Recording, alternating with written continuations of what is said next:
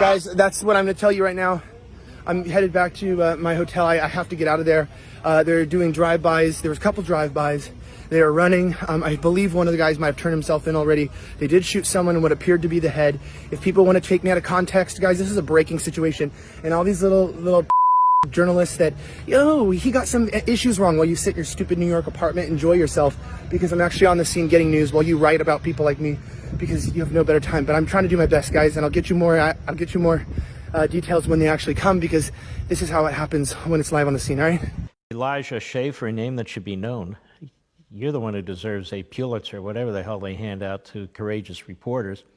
I always find it interesting that we have people like Chuck Todd and George Stephanopoulos very comfortable in their very expensive studios in Washington or New York talking about freedom of the press.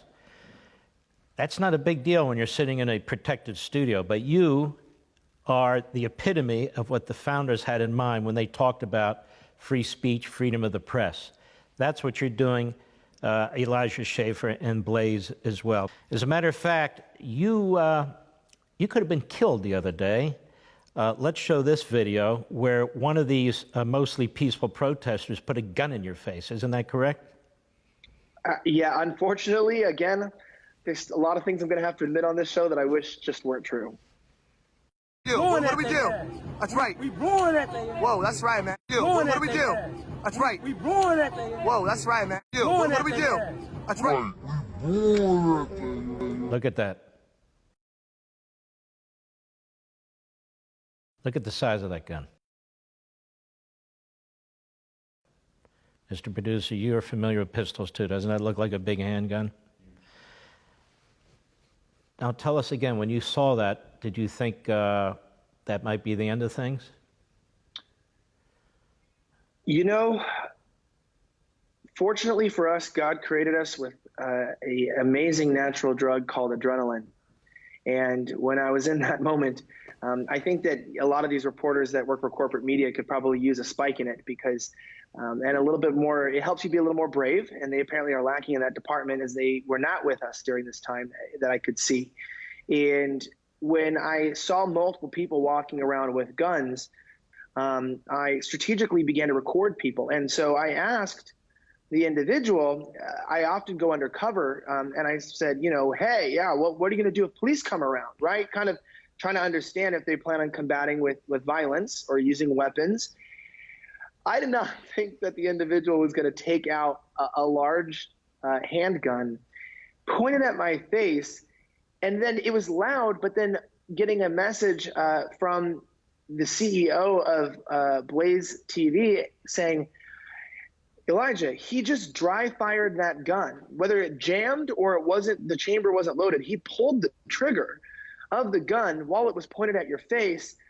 I just went, literally, all I can credit is God for that. I'm really true. I'm not trying to be a martyr here. I'm not saying I'm special. I'm not saying I actually was going to die. But the fact that, as we just saw last night, it's very, very probable and possible that you can die at these things. And so to be here and realize that a gun was fired in my face, but the chamber apparently was empty with a stranger and a rioter at that, makes me very, very happy, and I think my wife even happier. Now let's take a look at, and by the way, Democrat Party media, the Praetorian Guard media for the left, this is what a reporter does. This is what reporters used to do. But what's shocking to me, Elijah, is this is like a third world civil war. This is like, or maybe you're in Afghanistan or Iraq or the Congo or the Sudan. Instead, this is a small American, a town, Kenosha, Wisconsin. Let's take a look at night 2. Let's take a look at some of the damage that you were talking about. Go ahead. We are out here in Kenosha, Wisconsin, in front of one of several structure fires, this one being an office store on the street. The heat is so intense, we're going to go ahead and we're going to walk back this direction.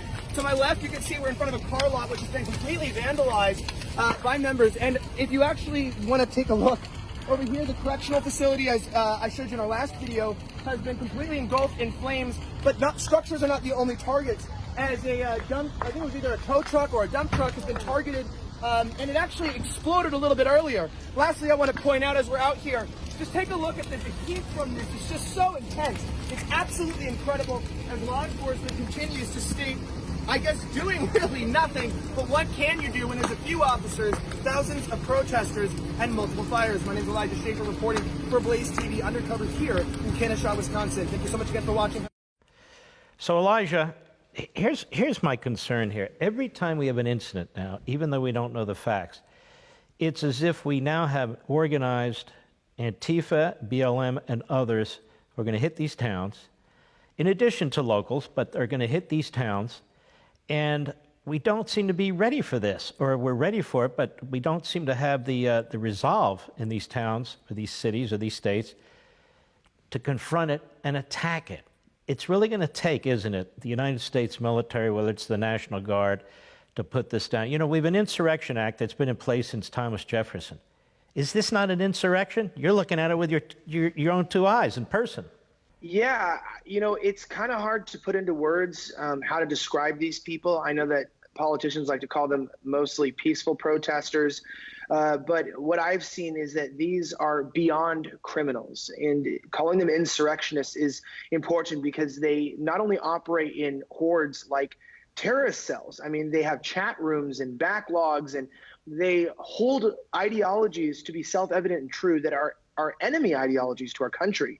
These are dismantling the system of capitalism, the lack of respect for any individual property rights. They believe that it is not wrong by any means to destroy property as a reaction to something that makes you angry, which means that they have no belief in the justice system, in any type of bureaucracy or ability to litigate. They undermine the safety of the general public because they believe that your life is less valuable if you don't align with them. And most importantly, you know, they look at things like nationalism, the American flag, which whenever one's present, they'll attack anybody with an American flag. They'll rip it down from a business, like I've seen in some of these cities.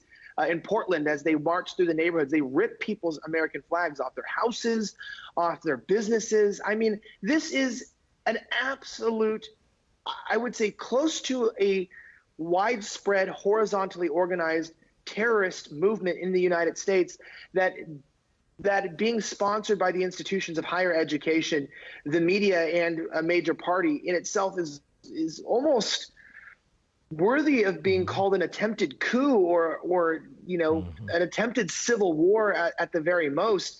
I mean, this is really an enemy party trying to separate itself from this country and what we know it to be. And it's alarming. It really, really is alarming. And I know a lot of your viewers probably share my sentiments with that. And even now, the Democrat Party, the leader of the Democrat Party, whether they're in the Congress or whether it's Biden, will not denounce this violence. They will not denounce this rioting.